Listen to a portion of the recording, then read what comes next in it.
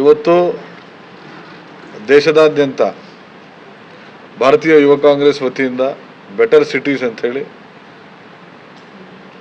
ಪ್ರಮುಖ ನಗರಗಳನ್ನು ಆಯ್ಕೆ ಮಾಡಿಕೊಂಡು ಬೆಟರ್ ಸಿಟೀಸ್ ಕ್ಯಾಂಪೇನ್ ಅಂತ ಹೇಳಿ ಇವತ್ತು ಲಾಂಚ್ ಮಾಡ್ತಾ ಇದ್ದೀರಿ. ಮೈಸೂರಿನ ಈ ಅಭಿಯಾನದ ಮುಖ್ಯ ಉದ್ದೇಶ ಮೈಸೂರು ನಗರ ಆಗಲಿ ಮತ್ತು ಯಾವುದೇ ನಗರ ಆಗಲಿ ಇವತ್ತು ಕೂಡ ಕೆಲವಷ್ಟು ನಗರ ಪ್ರದೇಶದಲ್ಲಿ ಕೆಲವೊಂದು ಏರಿಯಾಗಳು ಅತಿ ಡೆವಲಪ್ಮೆಂಟ್ ಆಗಿದ್ದಾವೆ, ಕೆಲವೊಂದು ಏರಿಯಾಗಳು ಡೆವಲಪ್ಮೆಂಟ್ ಆಗಿಲ್ಲ.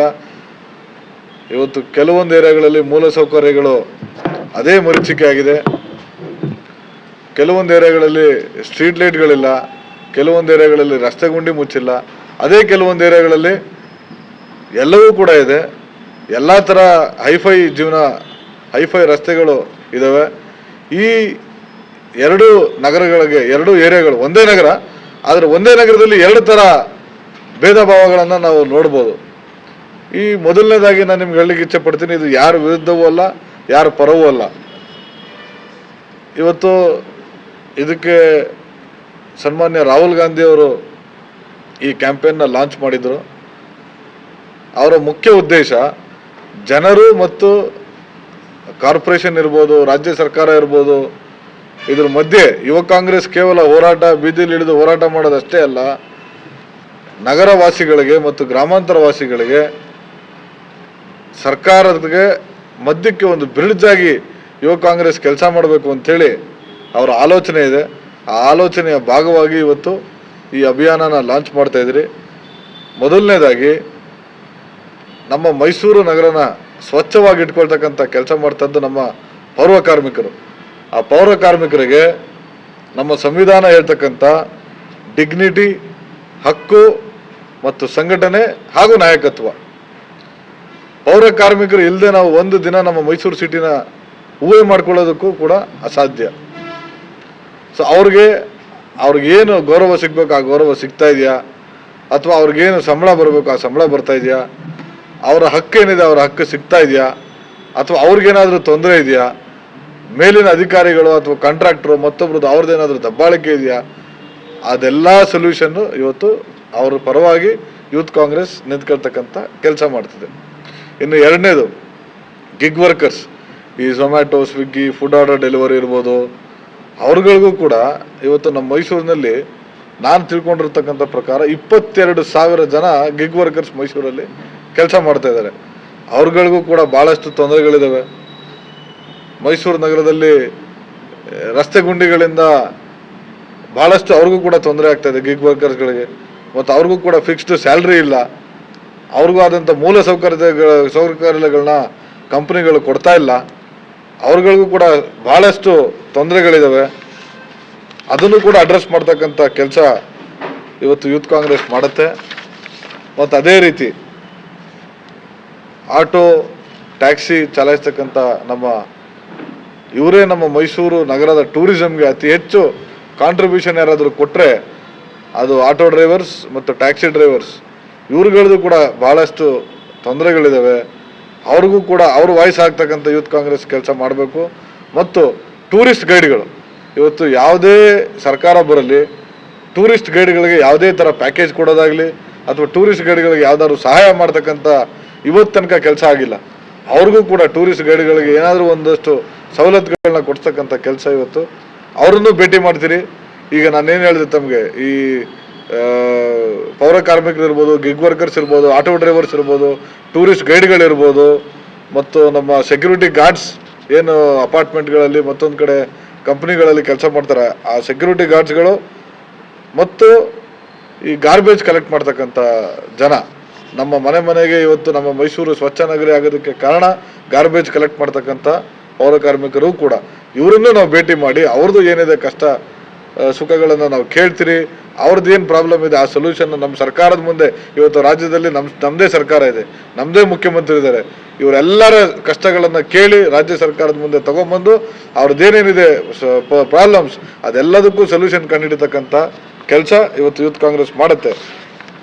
ಮತ್ತು ಇನ್ನೊಂದು ತಮ್ಗೆ ಹೇಳಕ್ಕೆ ಇಚ್ಛೆ ಪಡೋದೇನೆಂದರೆ, ನಾಗರಿಕರು ಕೆಲವು ಏರಿಯಾದಲ್ಲಿ ನಾನು ಏನು ಹೇಳಿದೆ, ಡಿಸ್ಕ್ರಿಮಿನೇಷನ್ ಇದೆ. ನಮ್ಮ ಸಂವಿಧಾನ ಏನು ಹೇಳುತ್ತೆ, ಎಲ್ಲರಿಗೂ ಒಂದೇ ಹಕ್ಕು, ಎಲ್ಲರಿಗೂ ಸಮಾನ ಹಕ್ಕು. ಆದರೆ ಇವತ್ತು ಕೆಲವೊಂದಷ್ಟು ಏರಿಯಾಗಳಿದೆ, ಆ ಏರಿಯಾ ಒಂದು ಏರಿಯಾ ನೋಡಿ, ಪಕ್ಕದ ಏರಿಯಾ ನೋಡಿ, ಒಂದು ಏರಿಯಾಗಿರ್ತಕ್ಕಂಥ ಸೌಲಭ್ಯ ಪಕ್ಕದ ಏರಿಯಾಗೆ ಇಲ್ಲ. ಯಾಕೆ ಈ ತಾರತಮ್ಯ? ಈ ತಾರತಮ್ಯ ಇರಬಾರ್ದು. ಈ ತಾರತಮ್ಯದ ವಿರುದ್ಧ ನಾವು ಹೋರಾಟ ಮಾಡ್ತಾ ಇದ್ರಿ.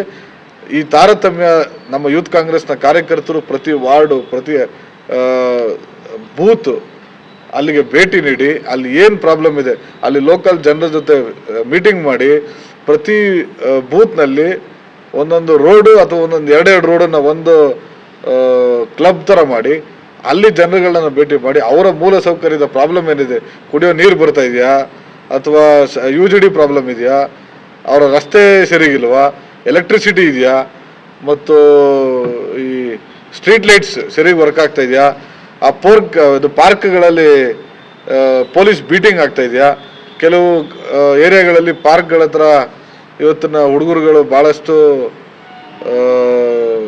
ಅನ್ಯ ಚಟುವಟಿಕೆಗಳು ನಡೀತಾ ಇದೆ ಅಂತ ಹೇಳಿ ಭಾಳ ಕಂಪ್ಲೇಂಟ್ ಇದೆ. ಕೆಲವು ಕಡೆ ನಾನು ಕೂಡ ಪೊಲೀಸ್ ಕಮಿಷನರ್ ಅವರಿಗೆ ರಿಕ್ವೆಸ್ಟ್ ಮಾಡಿದ್ದೆ.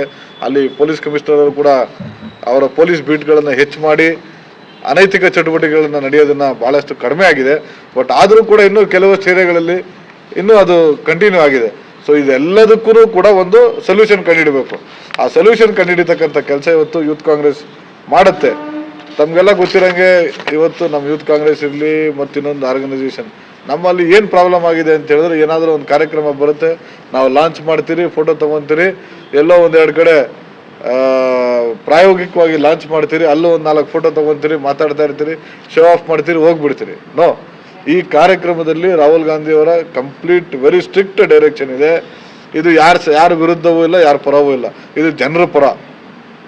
ಯೂತ್ ಕಾಂಗ್ರೆಸ್ ಜನರ ಪರವಾಗಿ ನಿಲ್ತಕ್ಕಂಥ ಕೆಲಸ ಮಾಡಬೇಕು, ಜನರ ವಾಯ್ಸ್ ಆಗಿ ಕೆಲಸ ಮಾಡಬೇಕು ಅಂತೇಳಿ ಇವತ್ತು ನಮಗೆ ಭಾಳ ಕ್ಲಿಯರ್ ಆ್ಯಂಡ್ ಕಟ್ ಡೈರೆಕ್ಷನ್ಸ್ ಇದೆ. ಇನ್ನು ಮುಂದೆ ನಮ್ಮ ಯೂತ್ ಕಾಂಗ್ರೆಸ್ ಕಾರ್ಯಕರ್ತರು, ಯೂತ್ ಕಾಂಗ್ರೆಸ್ ಪದಾಧಿಕಾರಿಗಳು ಕೇವಲ ಪೊಸಿಷನ್ ಹೋಲ್ಡಿಂಗ್ ಅಷ್ಟೇ ನಮ್ಮ ಜವಾಬ್ದಾರಿ ಅಲ್ಲ. ಕಾಂಗ್ರೆಸ್ ಪಕ್ಷ ಪೊಸಿಷನ್ ಕೊಟ್ಟಿದೆ, ಆದರೆ ಕಾಂಗ್ರೆಸ್ ಪಕ್ಷ ಕೊಟ್ಟಿರ್ತಕ್ಕಂಥ ಪೊಸಿಷನ್ನ ಉಪಯೋಗಿಸಿ ಜನರಿಗೆ ಮತ್ತು ನಮ್ಮ ಮೈಸೂರು ನಗರದ ಸಾರ್ವಜನಿಕರಿಗೆ ಕೆಲಸ ಮಾಡಿದ್ರೆ ಜನರೇ ನಿಮ್ಮನ್ನು ನಾಯಕರನ್ನಾಗಿ ಮಾಡ್ತಾರೆ ಅಂಥೇಳಿ ರಾಹುಲ್ ಗಾಂಧಿಯವರು ಮತ್ತು ಯುವ ಕಾಂಗ್ರೆಸ್ ನಾಯಕತ್ವ ಈ ಕಾರ್ಯಕ್ರಮನ ಲಾಂಚ್ ಮಾಡ್ತಾ ಇದೆ. ಇದೇ ರೀತಿ ಮುಂದಿನ ದಿನದಲ್ಲಿ ಪಂಚಾಯಿತಿ ಟಾಸ್ಕ್ ಫೋರ್ಸ್ ಅಂತ ಕೂಡ ಯೂತ್ ಕಾಂಗ್ರೆಸ್ ಮಾಡಿದೆ. ಅದನ್ನು ಮುಂದಿನ ದಿನದಲ್ಲಿ ನಾವು ತಮ್ಮನ್ನು ಇನ್ನೊಂದು ಸಲ ಕರೆದು ಆ ಪಂಚಾಯಿತಿ ಟಾಸ್ಕ್ ಫೋರ್ಸ್ನ ಕೂಡ ಹೇಳ್ತಕ್ಕಂಥ ಕೆಲಸ ಮಾಡ್ತೀರಿ.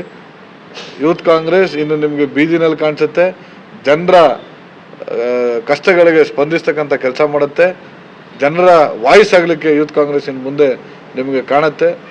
ಸೊ ಅದಕ್ಕೋಸ್ಕರ ಈ ನಮ್ಮ ಏನು ಅರ್ಬನ್ ಸಿಟೀಸ್ ಕಾರ್ಯಕ್ರಮ ಇದೆ, ಈ ಕಾರ್ಯಕ್ರಮಕ್ಕೆ ತಮ್ಮದು ಕೂಡ ಸಹಕಾರ ಇರಬೇಕು ಅಂತ ಹೇಳಿ ನಾನು ತಮ್ಮಲ್ಲಿ ವಿನಂತಿ ಮಾಡ್ಕೋತೀನಿ. ಹಾಗೆ ಇದಕ್ಕೊಂದು ಆ್ಯಡ್ ಮಾಡ್ಲಿಕ್ಕೆ ಇಷ್ಟಪಡ್ತೀನಿ. ಮೊನ್ನೆ ಯಾರೊಬ್ರು ಯೂಟ್ಯೂಬರ್ ಒಂದು ವಿಡಿಯೋ ಮಾಡಿದ್ರು, ಇಡೀ ಮೈಸೂರು ನಗರನ ಅವರೊಂದು ಟೂರ್ ಮಾಡ್ತಾರೆ, ಒಂದು ಪ್ಲಾಸ್ಟಿಕ್ ಬಾಟ್ಲ್ ಹಿಡ್ಕೊಂಡು. ಮೈಸೂರು ನಗರ ಪೂರ್ತಿ ಎಲ್ಲಿ ಹುಡುಕಿದ್ರು ಕೂಡ ಒಂದು ಆ ಪ್ಲಾಸ್ಟಿಕ್ ಬಾಟಲ್ ಹಾಕೋದಕ್ಕೆ ಒಂದು ಡಸ್ಟ್ಬಿನ್ ಸಿಗೋದಿಲ್ಲ. ನಮ್ಮ ಮೈಸೂರು ಸ್ವಚ್ಛ ನಗರಿ, ನಾವು ಮೈಸೂರನ್ನ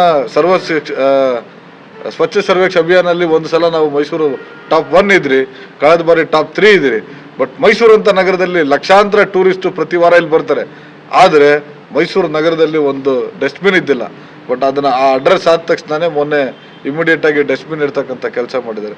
ಈ ಥರ ಇದು ಸಣ್ಣ ವಿಚಾರನೇ ಆಗ್ಬೋದು, ಬಟ್ ಇದು ನಮ್ಮ ಮೈಸೂರಿನ ಸ್ವಚ್ಛಕ್ಕೆ ಮತ್ತು ಈ ಏನು ಗಾರ್ಬೇಜ್ ಸಿಟಿ ಆಗೋದ್ರಿಂದ ತಪ್ಪಿಸೋದಕ್ಕೆ, ಇವತ್ತೇನು ಬೆಂಗಳೂರನ್ನ ನಾವು ಗಾರ್ಬೇಜ್ ಸಿಟಿ ಅಂತ ಹೇಳ್ತೀರಿ, ಇದೆಲ್ಲದನ್ನು ತಪ್ಪಿಸೋದಕ್ಕೆ ಇಂಥ ಸಣ್ಣ ಸಣ್ಣ ವಿಚಾರಗಳು ಭಾಳ ಪ್ರಾಮುಖ್ಯತೆ ಕೊಡುತ್ತೆ.